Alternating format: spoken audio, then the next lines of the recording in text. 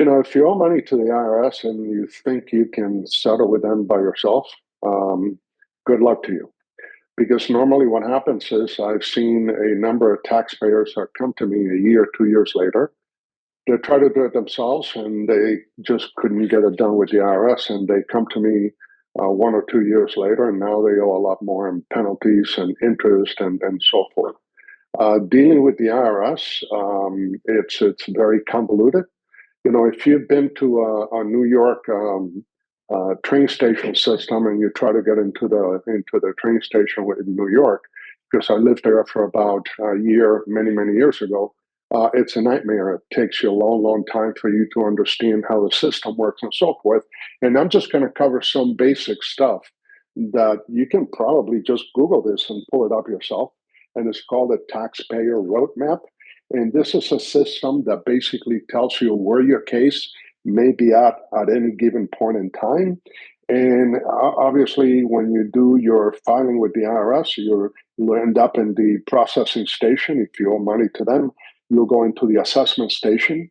You also can get into the sorting station. So they're going to start sorting out your tax return depending on what it is that you're filing for, whether you're a small business or you're filing as an individual or married filing jointly or so forth.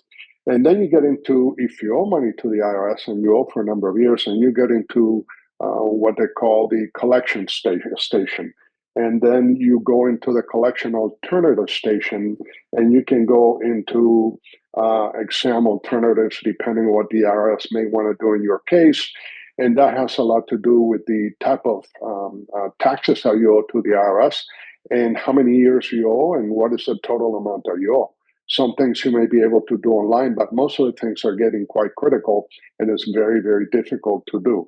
The one area that you don't want to get into is what is known as the litigation station with the IRS, because then that means that they want to litigate your case. And if you're going to have any success, you better hire a good lawyer or someone who's a professional like myself, who's an enrolled agent, and this is all we do, in order to kind of litigate and defend you in front of the IRS, because we do have the ability to represent you. But at the end of the day, it's important that if you start getting notices from the IRS, make sure that you open them, and then make sure that you contact someone that is capable of representing you in front of the IRS, since this is something that we do.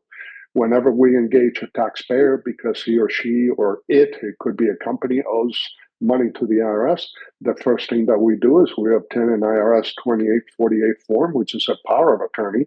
And then we're notifying the IRS that we're actually representing you in front of them. So we do have the ability to discuss your case, to download all your transcripts, and most important, to negotiate on your behalf. So therefore, the IRS will not be bothering you and they will be dealing with us directly. So if you have any additional questions or you're looking forward to a free consultation, you have my information there on the screen. My name is Bert Salazar, and you can reach me at 888 IRS 0108 or 888 477 0108. You can also send me an email at Bert, B-E-R-T, at gablestaxgroup.com. So I'm hoping you're having a great day. And if you have any tax debt, please reach out and let's make sure that we can take care of it as soon as we possibly can. Thank you, and you have a great day.